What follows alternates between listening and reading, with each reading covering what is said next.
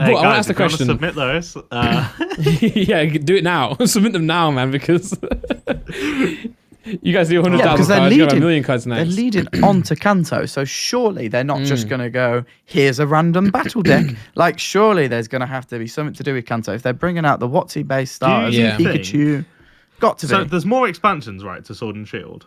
Yeah. There's more stuff coming to that game.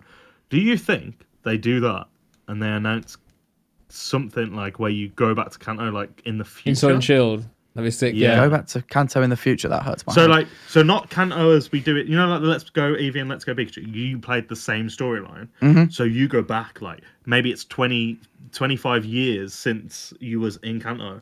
Things have changed. Giovanni has like come back and he's starting to cause trouble again. That'd be and it sick. could Yeah. like I always a think new that. expansion.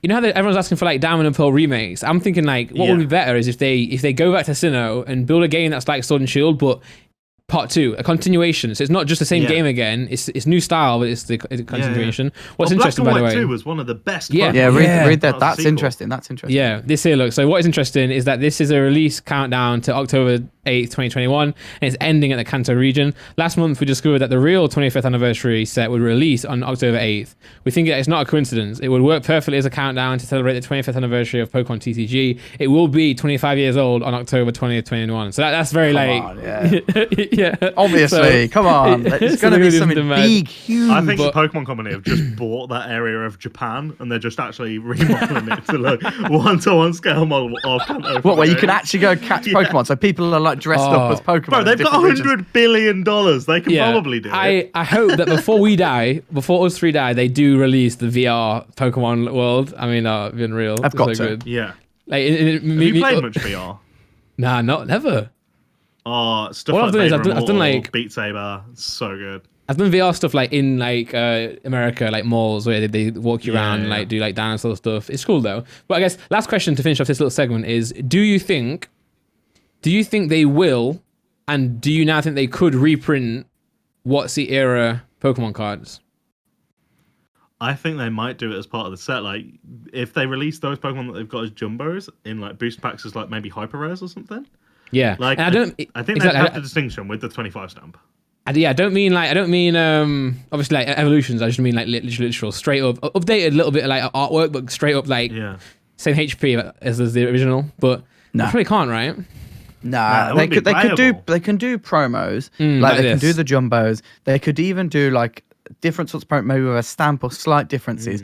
But if they re-release base, I think they'd be. I think they're very good at being close to the limit where people get the nostalgia hit without going over the limit. So I mean, if they re-release Beast, re-release Beast, there'd be a lot of unhappy collectors. But maybe that's what they want to do. But also they can't. Fair, they can't play. Pokemon think it's gone too expensive. That's what I'm saying. I think they are always on. I think if I can have give you guys an assessment, you're watching. I think that like. I don't think they like the whole grading aspect. I don't think they like, these cards being worth, hundreds of $1,000s, etc. But that does give them business. So I think, like you say, they're smart with it. They're very smart by like they don't come and stop at what we're doing, etc. But they stay distance away from it because they can't really get involved with making a card worth so much money, etc. So they stay distance, but they give us stuff like this to like kind of like reel it in a little bit and get us excited about that. So I think. But at the same time, I do think you're right, Tom. I don't think they like this. So I think if they could come in and make like base worth nothing again, I think they would happily do that. But again, I think there's just too many.